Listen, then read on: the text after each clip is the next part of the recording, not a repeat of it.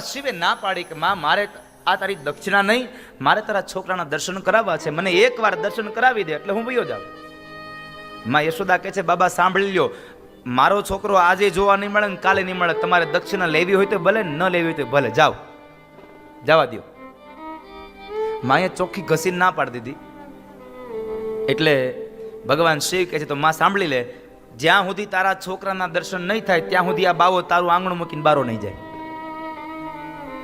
ભગવાને પદ્માસન વાળ્યું, નંદ બાબાના આંગણામાં ત્રિશૂળ ખોડી દીધું અને અહામ લે એક ડમરૂનો નાદ કરી અને ભગવાન આંખો બંધ કરીને બેસી ગયા કે હે કૃષ્ણ, હે નારાયણ.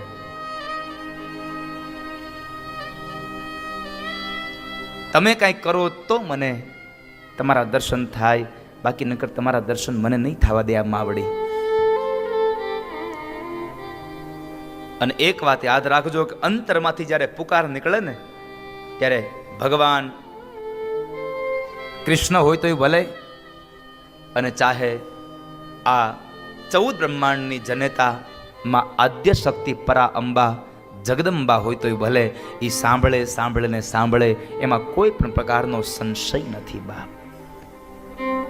પણ તમારો આર્તનાદ હોવો જોઈએ, તમારો નાદ હોવો જોઈએ.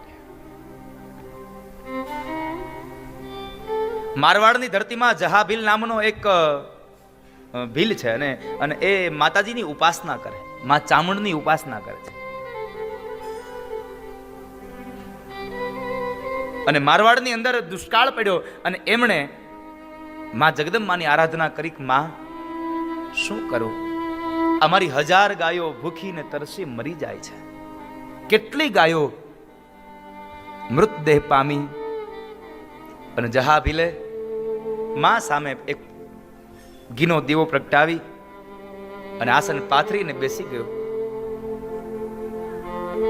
અને માને આરાધના કરે કે હે જગદંબા, હે જોગમાયા, આ તો બધી લેણ દેણ તારા હાથમાં છે, હું તો શું કરી શકું, પણ હું તો તારા ચરણમાં એક બાળ થઈને પ્રાર્થના કરું છું માં, આ મારી ગાવલડીઓ ભૂખી મરે છે, માં મને માર્ગ આપો. કવિઓ અને મહાપુરુષો એમ લખે છે, આ સાહિત્યકારો, કે માં ચામુંડા એ જહાભીલની હારે વાતો કરતા હતા. બોલો, માતાજી એની સાથે આમ આમ વાતો કરે, આપણને માનવામાં ન આવે. માએ હારે વાતો કરે અને માએ એને આવીને કીધું કે હે જહાભીલ, તમારી ગાયોને લઈ અને આ મારવાડની ધરતી છોડીને નીકળી જાવ. માં હું ક્યાં જાઉં, હું જાઉં તો ક્યાં જાઉં, મને તમે સ્થળ આપો. અને ત્યારે માં ચામુંડ એટલું બોલ્યા હતા કે હે જહા, ગૌરી નામની તારી એક ગાયને આગળ કર અને પાછળ તારી 1000 ગાયોના એ ધણને પાછળ હલવા દે.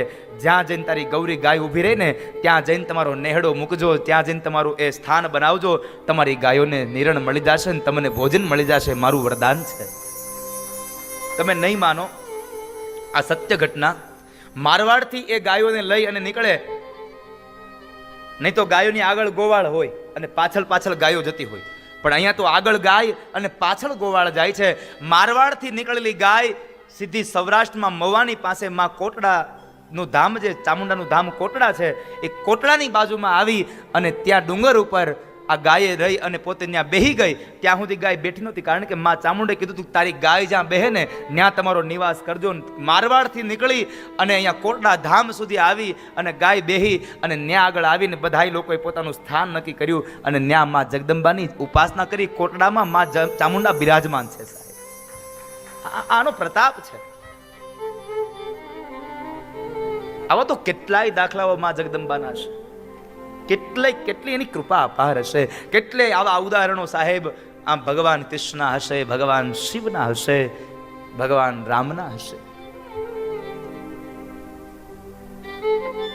તમે વિચાર તો કરો, પોતાની ઘરે આવેલું કામ માણસ પોતે ભૂલી જાય અને છતાંય એક માણસને કહી દે કે તારું છે, તારે કરવું હોય તો કરજે. ભગવાન 1 વાર કામ કરે, 2 વાર કરે, 3 વાર કરે, ચાલો માની લઈએ, હે પણ જુનાગઢના નરસિંહ મહેતા માટે ભગવાન એકવાર નહીં 52 વખત દ્વારકાથી જુનાગઢનું અપડાઉન કર્યું. એને કેટલી વાર? 52 વખત ભગવાન જુનાગઢની ધરતીમાં આવ્યા છે, એકવાર નહીં. શું કામે? કારણ એને આમ અંદરથી સાહેબ ભાવ હતો કૃષ્ણ પ્રત્યે. કદાચ વટે માર્ગો જતા હોય, યાત્રાળુઓ જતા હોય અને જુનાગઢમાંથી નીકળે અને કોઈકને પૂછે કે ભાઈ અમને કોઈ હુંડી લખી દો ને, અમે યાત્રાએ જઈએ છીએ, માર્ગની અંદર અમને કોઈ લૂંટી જશે, અમને દ્વારિકામાં કોઈ હુંડી આપે. ગામના લોકોએ મજાક કરી, અમારા ગામમાં એક નરસિંહ મહેતા શેઠ છે, મહેતાજી છે, એની પાસે જાઓ, એ તમને હુંડી લખી દે. હવે આને રેવા ઝૂંપડું નહીં, અને રેવા નથી ઝૂંપડું, નથી જમવા જુવાર. દોલતમાં કાંઈ નહીં સાહેબ. અને છતાંય કોરા કાગળમાં એક ઊંડી લખી દે અને એમ કહે છે કે લ્યો જઈ અને દેજો શામળશા શેઠને, અને તમને તમારા નગદ પૈસા મળી જશે. હવે અહીંયા કાંઈ નહીં હો, અને છતાં ઊંડી લખે. પણ અહીંયાથી અહીંયા પેલા વટે માર્ગો યાત્રાળુઓ દ્વારકા જવા માટે તૈયાર થાય, અને આ બાજુ નરસિંહ મહેતા દામોદર કુંડે જઈ અને હુંડી ગાય. અને એટલે કહેવું ગમે મને, મારી હુંડી સ્વીકારો મહારાજ રે, શામળા ગીરધારી. મારી હુંડી સ્વીકારો મહારાજ રે, શામળા ગીરધારી. હે મારી હુંડી સ્વીકારો મહારાજ રે, શામળા ગીરધારી. મારી હુંડી સ્વીકારો મહારાજ રે, શામળા ગીરધારી. એ મારી હુંડી શામળિયાને હાથ રે, શામળા ગીરધારી. મારી હુંડી શામળિયાને હાથ રે, શામળા ગીરધારી. એ મારી હુંડી શામળ શાને હાથ રે, શામળા ગીરધારી. મારી હુંડી શામળ શાને હાથ રે, શામળા ગીરધારી. ગરથ મારું ગોપી ચંદન, વળી તુલસી હેમનો હાર. ગરથ મારું ગોપી ચંદન, વળી તુલસી હેમનો હાર. સાચું નાણું મારે શામળો, મારી નાણામાં તો શામળો એક જ છે સાહેબ. ચાહે એ કુંવરબાઈનું મામેરું હોય તોય ભલે, અને ચાહે નરસિંહ મહેતાના પિતાશ્રીનું શ્રાદ્ધ હોય તોય ભલે, એ બજારમાં તપીલ લઈને વયા જાય અને ન્યા રાધા રાધા રાધા ગાયા કરે, અને અહીંયા શામળશો આવી અને આખા બાપનું એના આખા નાગરી નાયકને જમાડીને પાછો વયો જાય સાહેબ. કારણ એને એના ભરોસો હતો સાહેબ. સાચું નાણું મારે શામળો, સાચું નાણું મારે શામળો છે. સાચું નાણું મારે શામળો, મારી દોલતમાં ઝાંઝને પખાજરે, શામળા ગીરધારી. મારી દોલતમાં ઝાંઝને પખાજરે, શામળા ગીરધારી. એ મારી દોલતમાં ઝાંઝને પખાજરે, શામળા ગીરધારી. મારી દોલતમાં ઝાંઝને પખાજરે, શામળા ગીરધારી. એ મારી ઊંડી શામળિયાને હાથ રે, શામળા ગીરધારી. મારી હુંડી શામળિયાને હાથ રે, શામળા ગીરધારી. એટલે જેને ભરોસો હોય સાહેબ એના કામ થતા હોય. મારું કહેવાનો ભાવાર્થ, તમે ભરોસો રાખશો તો તમારા કામ થશે, એમાં કોઈ પણ પ્રકારનો સંશય નથી. અહીંયા ભગવાન શિવે કૃષ્ણને પ્રાર્થના કરી અને ત્યાં આગળ ભગવાન કૃષ્ણ પારણિયામાં બહુ રેડ્યા એટલે માં ગયા છે, ભગવાનને પોતાની ગોદમાં લીધા, ભગવાનને ખૂબ થબથબાવ્યા, પારણિયામાં નાખી, ફરીવાર એને હાલડા ગાયા. પેલાના તો હાલડા હારા હતા, અને અત્યારના હાલડા તો હુજા તારો બાપ બાઘડો આવશે. કઈ બાપ બાઘડો બને એનું નક્કી નહીં. કઈક તો હુજા રાતની માં આવી. આ બાજુ ભૂલી પડી હોય તો મોકલજો એ બાજુ. હજી અમે નથી જોઈ કોઈ દી. રાતની માં આવી.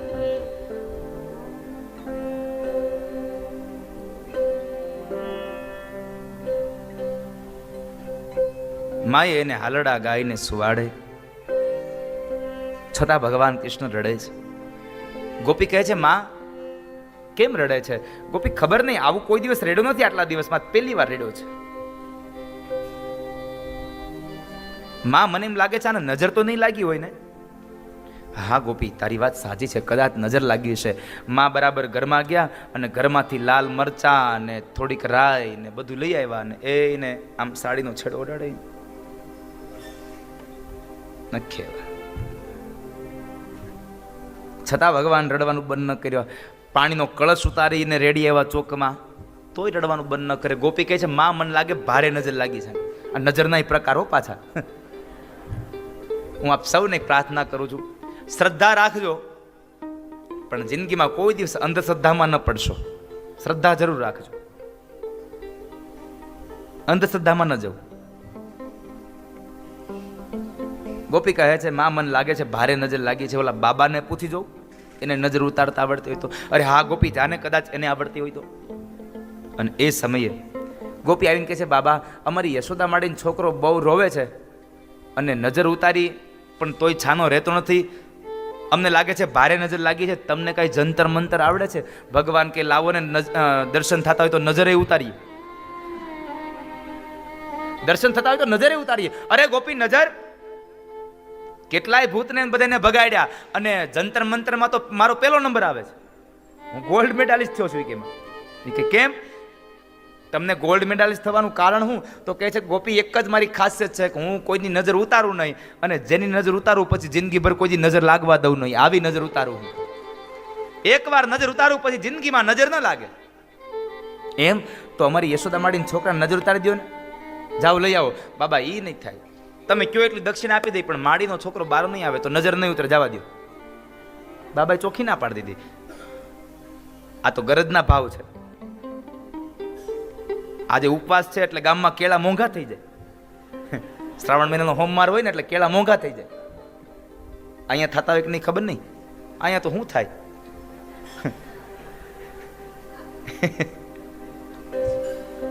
હે, અહીંયા તો થાય નહીં કઈ.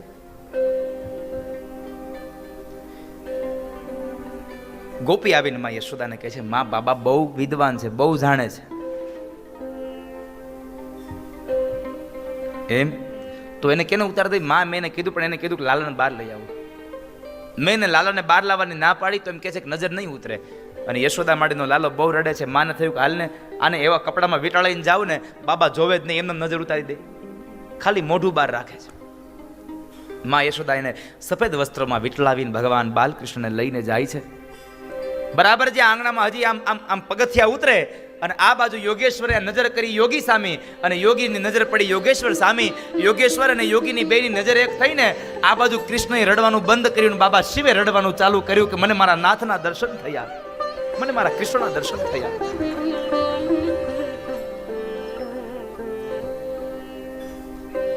ભગવાન કહે છે, લાવો માં, તમારા લાલન લાવો. માએ ભારે અહીંયા ભગવાનના હાથમાં આપ્યા છે. ભગવાન તો સમાધિમાં બેસી ગયા અને આ બાજુ પેલો કાળી નાગ ભગવાનના માથા ઉપર મંડરાય. અને એ સમયે કાળી નાગ જ્યારે માથા ઉપર મંડરાય છે, યશોદા માડીએ રાડ પાડી કે, એ બાવા, આ તમારી આંખ ખોલો, આ તમારો નાગ મારા છોકરાને કરડી જશે. ભગવાન કૃષ્ણ સર્પને પકડવાના પ્રયત્નો કરતા હતા.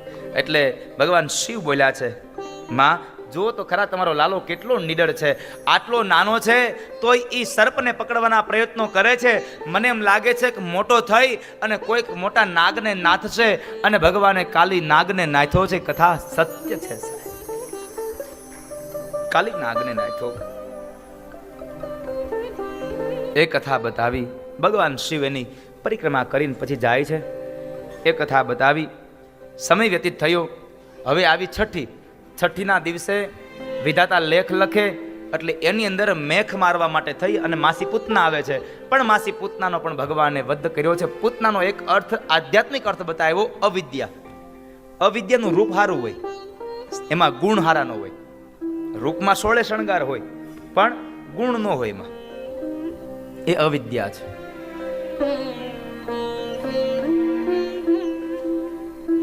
અવિદ્યાનું રૂપ સારું પણ એના ગુણ સારા નહીં, એનો સ્વભાવ સારો નહીં.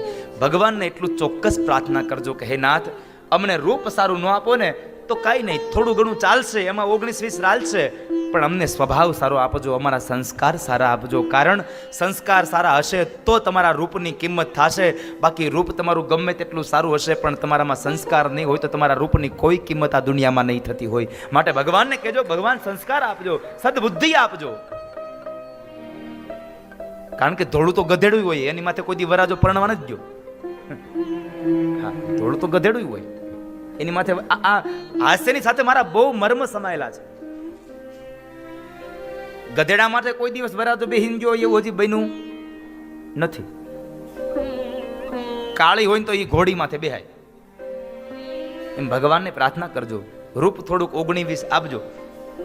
અને થોડુંક કંઈક કદાચ આમ થોડુંક ઘટતું કારવતું હોય તો એ તો આપણે બજારમાં બધી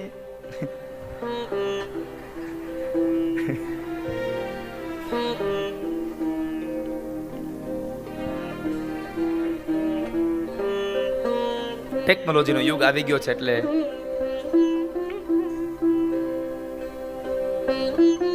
અવિદ્યાનું પ્રતીક છે. ભગવાને અવિદ્યાનો વધ કર્યો છે. માતા યશોદાની પાસે રહેલા ભગવાન કૃષ્ણએ પૂતનાનો વધ કર્યો છે. ભગવાને પૂતના વધ, જો આમ રામચરિત માનસ અને શ્રીમદ ભાગવત આ બેમાં તમે જુઓ તો ભગવાન રામે પણ પોતાના લીલા ચરિત્રમાં પહેલી વેલી તાડકાનો વધ કર્યો અને અહીંયા ભગવાન કૃષ્ણએ પહેલી વેલી માસી પૂતનાને મારી.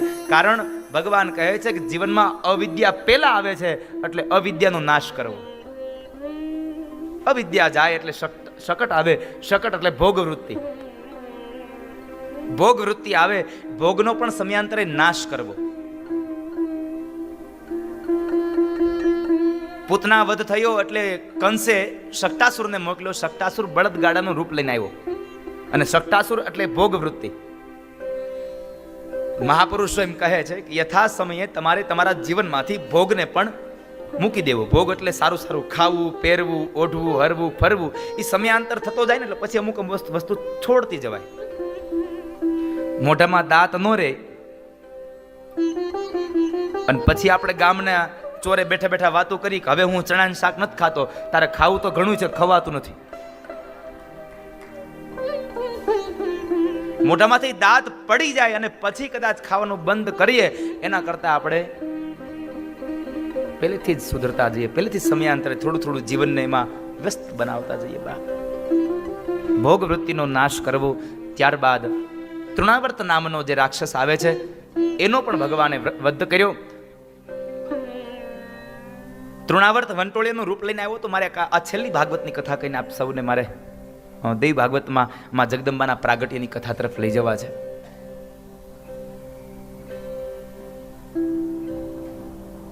તૃણાવર્ત વંટોળિયાનું રૂપ લઈને આવ્યો હતો. ભગવાન આંગણામાં પોઢ્યા છે. ત્યાંથી તૃણાવર્ત એને લઈ અને આકાશમાં લઈ જાય છે.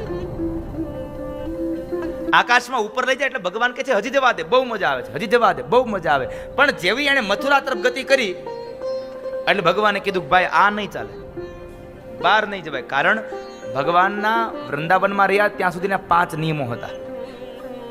ભગવાન જેવા ભગવાન નિયમ રાખે પણ આપણે કઈ નિયમ ને આપણે કઈ લાગે વળગે નહીં. ભગવાન નિયમ રાખે, આપણે કઈ નહીં. ભગવાનના 5 નિયમો હતા. પહેલો નિયમ હતો કે હું 11 વર્ષનો ન થાવ ત્યાં સુધી હું આ વ્રજ અને વૃંદાવનને છોડી અને બહાર નહીં જાવ. ભગવાન જ્યારે ગોકુળથી મથુરા ગયા ને ત્યારે ભગવાનની ઉંમર હતી 11 વર્ષ અને 52 દિવસ. 11 વર્ષ અને 52 દિવસ. બીજી વાત, બીજો નિયમ એવો હતો કે હું મારા માથાના વાળ નહીં ઉતરાવું, જુલ્ફો નહીં કપાવું. એટલે બીજો નિયમ એ થયો. ભગવાનની મોટી મોટી જુલ્ફો હતી. ત્રીજો નિયમ, હું સીવડાવેલા કપડાં નહીં પહેરું. ચોથો નિયમ, વ્રજ અને વૃંદાવનમાં રહી અને જેટલા અસુરોને મારીશ એમાં મારા હાથની અંદર હું હથિયાર ધારણ નહીં કરું. અને પાંચમો નિયમ કે જ્યાં મારી ગાવલડીઓ ઉઘાડા પગે ચાલતી હોય તો મારાથી પગમાં ચાખડીઓ ન પહેરાય. ભગવાન ગોકુળ અને વ્રજ વૃંદાવનમાં રહ્યા ત્યાં સુધી પગમાં એણે પગરખા નહોતા ધારણ કર્યા સાહેબ. અને એટલા માટે તો આપણે જુઓ ગોકુળમાં જઈએ તો રમણ રેતીમાં આપણે આલોટીએ છીએ. શું કામ? એને આપણને ભાવ છે કે આપણો ઠાકુર અહીંયા નંગે પાવ ચલા થા મેરા કૃષ્ણ. અહીંયા ભગવાન ઉઘાડા પગે ચાલ્યા હતા એટલે આપણે એમાં આલોટીએ. બાકી આગળ અહીંથી ચપટી ભરીને નાખે કોઈક માથે, લ્યો. એને એની હાથ પેઢીના નામ આવડતા કે ન આવડતા આપણે યાદ કરાવી દઈએ. પણ ગોકુળમાં જઈએ એટલે રમણ રીતિમાં આપણે નાચતા હોઈએ છીએ. કેટલા જણામાંથી ગોકુળ મથુરા ગયા છે? વાહ, સરસ. તમે જી આવ્યો? તું જી આવ્યો? સાધુ તમે? તું અશ્વિન જી આવ્યો? પંકજભાઈ જી આવ્યા વૃંદાવન? નથી ગયા? અમારી ભેગા આવજો. અમે સંઘ લઈને જવાના, ન્યા ભાગવત કથા કરવાના વૃંદાવનમાં. ન્યા કરીશું. હવે ક્યારે લઈને જશું નક્કી નથી, કારણ કે હવે 5મો સંકલ્પ ન્યા આવ્યો છે. પેલો સંકલ્પ હતો મારો હરકી પેઢી હરિદ્વાર ગંગા કિનારે, એ પૂરો થયો. બીજો સંકલ્પ હતો દ્વારકામાં, દેવભૂમિ દ્વારકામાં, એ સંકલ્પ પૂરો થયો. ત્રીજો સંકલ્પ મારો જગન્નાથપુરીમાં. એમાં ગોતે ચારે બાજુ ચક્કર વકર. એના પત્ની બહાર આવવાની કે એ ભાઈ હું ગોતો તમે? એ કે બેન તમારા અહીંયા પેલું ઓલું આપણે ગધેડું બાંધતા તો એ કાંઈ ગયું? એ કે એ તો તમારા ભાઈ લઈને વી ગયા. એમ? કઈ બાજુ ગયા? એ કે ઈ ઉગમણી દિશે ગયા છે. ભલે. પેલો એની વાહે ગધેડા ચા વાહે કેટલી તલપ જુઓ. આ ગધેડાનું મોઢું ચા વાહે તલપ હતી. અને આ અમુક અમુક વ્યસનો એવા હોય ને, એ માણસને ક્યાં હકે બેહવાનો દે. હું તો ઘણી વખત, જો કે અહીંયા તો મેં કોઈ દિવસ કોઈને જોયા જ નથી એટલે ખબર નથી, અને કદાચ હોય ચોરી છુપી હતી તો એ મારો રામ જાણે. ગામડામાં હું કહું કે ગામડાની અંદર આમ આમ એટલી સરસ મજાની સભા ભરાઈ ગઈ હોય કથાની, થોડીક વાર થાય ને તો વચમાંથી એક બે ઊભા થઈને જાય, પાછા આવીને દઈ જાય. અને હું વિચાર કરું આ કેમ જતા હશે, પણ પછી ખબર પડે કોઈ 3 ઇંચની બીડી 5 ફૂટના માણાને લઈને બહાર વહી જાય છે. આ વ્યસનની આટલી તલપ હોય. 3 ઇંચની બીડી હોય અને 5 ફૂટનો માણા બહાર વ્યો જાય. બોલો એની વાત. એ 3 ઇંચમાં તાકાત કેવડી. એટલે બરાબર ઓલા કુંભારની પાછળ ઓલું ગધેડાનું મોઢું જોવા પેલો ભાઈ દોડ્યો જાય. કુંભાર ગયા હતા, એ આમ આમ ખોદતા હતા તો ખોદતા ખોદતા બરાબર એમાં સોનાના સિક્કા ભરેલો એક ચરુ મળ્યો. સોનાના સિક્કા ભરેલો ચરુ મળ્યો એટલે આમ સફાઈ કરી અને એ આમ કુંભાર હંગરવાની તૈયારી કરે. અને હંગરી દઉં, જો કોકને ખબર પડી જાય ને તો મારે સરકારમાં કે રાજમાં જમા કરી દેવું પડશે, મારું બધું વ્યુ જાય, કોઈને ખબર ન પડે. અને બરાબર પેલો માણસ આમ આમ આમ નજીક આવ્યો, થોડોક દૂર રહ્યો નથી, જોઈ લીધું ત્યાંથી પાછો વળ્યો. તો કારણ કે એને તો ખાલી ગધેડા મોઢું જોવું હતું, એ તો જોઈ લીધું કરતો કરતો પાછો વળ્યો. આ કુંભારને થયું કે આવડો આ જોઈ ગયો લાગે છે. એ કે એ ભાઈ ઉભા રહ્યો. એ કે નહીં, જોઈ લીધું. ઓલો કે ગધેડાનું મોઢું અને કુંભારને એમ થયું કે આવડો આ ચરું જોઈ ગયો. કુંભાર એકદમ દોડતો વાહે આવીને કે ઉભા રહ્યો, તમે ભલે જોઈ લીધું પણ એક કામ કરો, હું અડધા સિક્કા તમને આપી દઉં, અડધા સિક્કા હું રાખું, તમે કોઈને કહેતા નહીં. ગધેડાનું મોઢું જોવામાં અડધા સિક્કાનો ફાયદો થયો. વિચાર કરો, હારો નિયમ લઈ તો. એટલે મારો કહેવાનો ભાવાર્થ છે, કંઈક જીવનમાં નિયમ હોવો જોઈએ. નિયમ વગરનું જીવન ધૂળ ધાણી છે. ભગવાનના એ નિયમો હતા. ત્યાર પછી તો બાળ સહજ લીલાઓ, બહુ ભગવાનની સહજ લીલાઓ શ્રીમદ દેવી ભાગવતમાં વર્ણવી છે. એ ભાગવતની અંદર એ કથાઓ વર્ણવી. બાળ સહજ લીલાઓમાં ગોપીને પ્રભાવતીનો અભિમાન ઉતાર્યું. એ ભગવાનની લીલા. ભગવાન માખણ ચોરવા ગયા અને પ્રભાવતીના ઘરે ભગવાન બરાબર આમ લટકી ગયા. પ્રભાવતી એનો હાથ પકડીને લઈ જાય છે ઉતારીને, હાલ તારી મા પાસે, આ તો તને માર ખવડાવે પાર છે. પ્રભાવતીનો હાથ પકડાવીને એનો હાથ પકડીને લઈ જાય. રસ્તામાં કનૈયો કહે છે ગોપી હાથ મૂકી દે ને. નહીં હો, તું ભાગી જા. અરે પણ નહીં ભાગું, નહીં ભાગી જા, જોજો આ કેટલો હોશિયાર. એ બરાબર કહે છે નહીં ભાગું, એક કામ કરે તું મારો બીજો હાથ પકડી લે. તે કનૈયાનો એક હાથ મૂક્યો ને બીજો હાથ પકડ્યો. ગોપીને એમ કે કનૈયાનો છે, પણ કનૈયો એનું માથું ભાંગે એવો ને કે એની બાજુમાં એનો દેર આવેલો જતો તો એનો હાથ પકડાઈ દીધો. એ તો વયો ગયો. ગોપી આવીને યશોદાની પાસે આમ બૂમા બૂમ કરે છે. કનૈયો એની પહેલા આવીને બેહી ગયો. માં, આ ગોપીઓ મને બહુ હેરાન કરે છે, કોઈ દી કોઈની ઘરે ચોરી નથી કરતો ને તોય મને આમ આમ આમ ખીજવા જ કરે છે. આજ કોઈ ગોપી તને કહેવા આવે કે તારો છોકરો મારી ઘરે ચોરી કરે, તું માને? અરે કનૈયા આવા તો દે, તારી હામું ન જોવે એવી કરી દઉં. અને બધું આમ પહેલેથી આમ આમ આમ આમ બાંધી લીધું વાતાવરણ. ચતુર એટલો ને. ગોપી આવીને બૂમા બૂમ કરે છે. કનૈયો કહે છે, માં જો તને કહું ત્યાં તો આવી હો. ત્યાં તો યશોદા ને કનૈયો બે બહાર જાય છે. ગોપીને કહે છે, એ ગોપી, જરા નિરાતે બોલ અને જરા લાજનો ઘૂમટો ઉઘાડી નાખ. નંદ બાબા ઘરમાં નથી. જ્યાં બરાબર આમ લાજ ઉઘાડી ત્યાં તો સામે કનૈયો ને યશોદા. ગોપી કહે છે, આ કનૈયો ન્યા ક્યાંથી પૂગી ગયો? આ તો મારા હાથમાં હતો. આ ન્યા ક્યાં પૂગી ગયો? જ્યાં અહીંયા જોવે તેનો દેર. ગોપીને એવી ધમકાવી બિચારી નીચું મોં કરીને વહી ગઈ. હજી ગોપી આમ આમ બજારમાં હાલી જાય ને ત્યાં કનૈયો માને કહે છે, માં હું રમવા જાઉં. જાજે પણ કોઈ ગોપીને હેરાન ન કરતો. નહીં માં, નહીં કરું કોઈને. બીજી શેરીમાંથી દોડતો દોડતો આવ્યો ને પેલી ગોપીની આગળ આવીને ઉભો રહી ગયો. ગોપીને આવીને આમ અંગૂઠો બતાવ્યો, લે માર ખવડાવી લીધો. ગોપી કહે છે, કાળિયા આજ છટકી ગયો, પણ તને માર ન ખવડાવું ને તો મારું નામ પ્રભાવતી નહીં. કનૈયો કહે છે, એ પભલી, સંભાળીને બોલજે. કાળિયો કહેતી નહીં કોઈ દી મને. એ કે પણ તું આજ છટકી ગયો છો, તને માર ન ખવડાવું તો કેજે.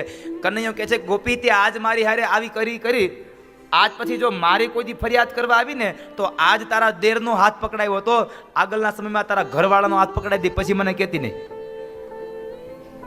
આટલું કોઈને કનૈયો ભાગી ગયો. આવી તો બહુ બાળ સહજ લીલાઓ ભગવાન કૃષ્ણની છે, પણ જો કનૈયાની કથા કરવા જાવ તો મારું દેવી ભાગવત અધૂરું રહી જાય અને પછી રાતના 9:30 વાગી જાય છે. એટલે એ કૃષ્ણની કથાઓ અદ્ભુત ચરિત્રો માને વિશ્વરૂપના દર્શન કરાવે. 2 હાથથી વાંસળી ઉપાડનારો એ કૃષ્ણ જરૂર પડે તો ડાબા હાથના ટચલી આંગળીના નખના ટેરવા ઉપર ગોવર્ધનને પણ ધારણ કરે. કારણ આ તો કૃષ્ણ છે સાહેબ, ઈશ્વર તત્વ છે. એટલે એની લીલાઓ સમજી ન શકાય એવી અપાર હોય છે. આવી અદ્ભુત કથાઓ શ્રીમદ ભાગવતમાં બતાવી. એમાંથી થોડી કથાઓ વેદવ્યાસ મહારાજે જન્મેજયને બતાવી અને ભાગવતની કથાને વિરામ આપે. પણ એક 4થા સ્કંદના અંતમાં ભગવાન કૃષ્ણના ચરિત્રોની કથા કહી અને હવે ફરી પાછા શ્રીમદ દેવી ભાગવત ના 5મ સ્કંદની અંદર માં જગદંબાના પ્રાગટ્યની કથા અને એ કથામાં પ્રવેશ કરે અને જન્મેજય રાજા ભગવાન વેદવ્યાસને પ્રશ્ન કરે છે. યોગેશ્વર્યા પ્રભાવોયમ કથિતશ્ચાતિ વિસ્તરાદ બ્રૂહીતશ્ચરિતં સ્વામી છોતુમ કૌતૂહલમ મમ. મહારાજ, હે ભગવાન,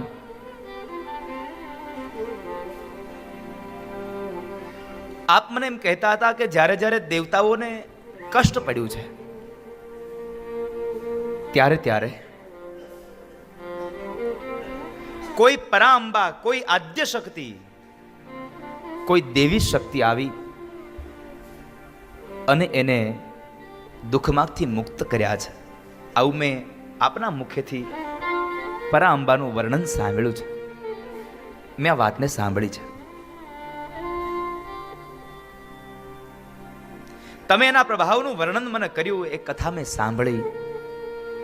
પણ હે નાથ, હું આપના ચરણમાં આપનો દાસ આપને પ્રાર્થના કરે છે, બાપ મને એ મહામાયાના ચરિત્રોનું વર્ણન કરો ને.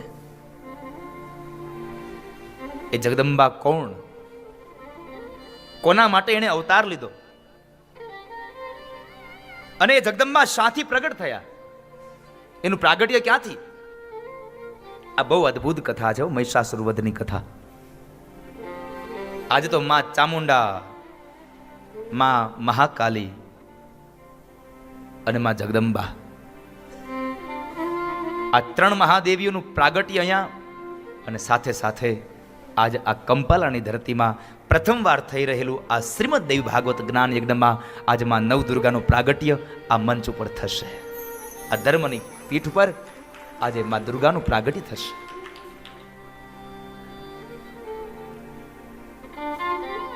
જનમેજયનો આ પ્રશ્ન સાંભળી અને મહર્ષિ વેદવ્યાસ બોલ્યા છે કે રાજા સાંભળ, એક વખતના સમયે એક મહિષાસુર નામનો એક અસુર રાજા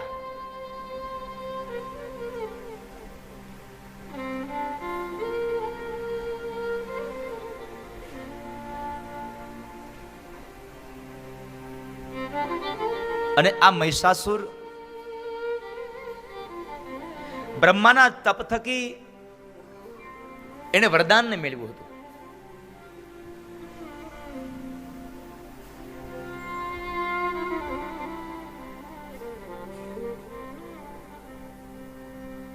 બ્રહ્માજીને પ્રસન્ન કરી અને બ્રહ્મા પ્રસન્ન થયા, કહે છે કહો મહિષાસુર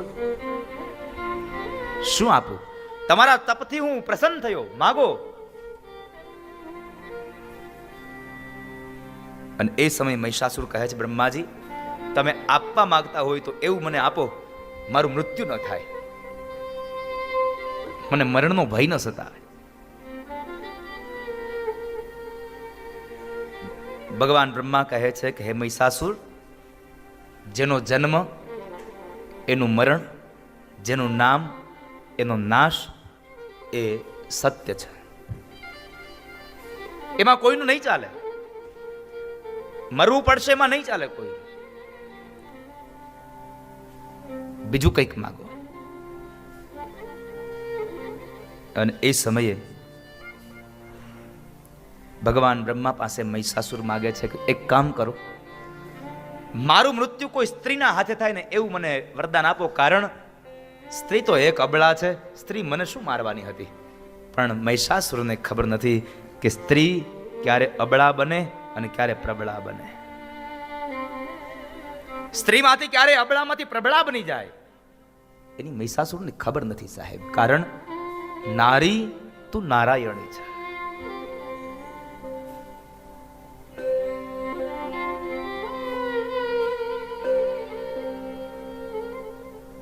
નારી એક જલતી જ્યોત છે, પણ એ જ્યોતના રૂપમાં રહે ત્યાં સુધી જ્યોત થાય સાહેબ, ત્યાં સુધી પૂજાય. મારી વાતને સમજો.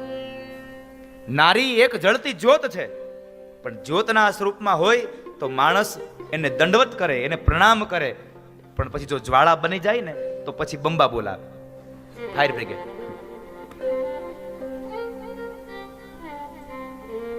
માટે જ્યોતના સ્વરૂપમાં રહેવું, જ્વાળા ન બનવું. ઘરમાં કોઈ દીવો પ્રગટાવે તો કેટલો ગમે આપણને. ઘરમાં આગ લાગી હોય તો નકર એનું જ રૂપ છે.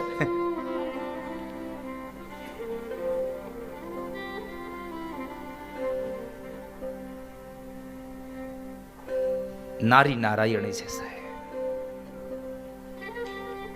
કોઈ સ્ત્રીના હાથે મારું મૃત્યુ થાય એવું મને વચન આપો, વરદાન આપો.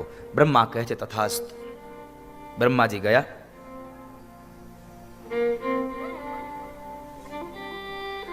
આ બાજુ જન્મેજય પ્રશ્ન કર્યો ને સાચો શ્રોતા કોણ? એક કથાની અંદર એને જેને બીજો પ્રશ્ન ઉદ્ભવે, આવું શા માટે? આ કથા શા માટે? એ સાચો શ્રોતા છે.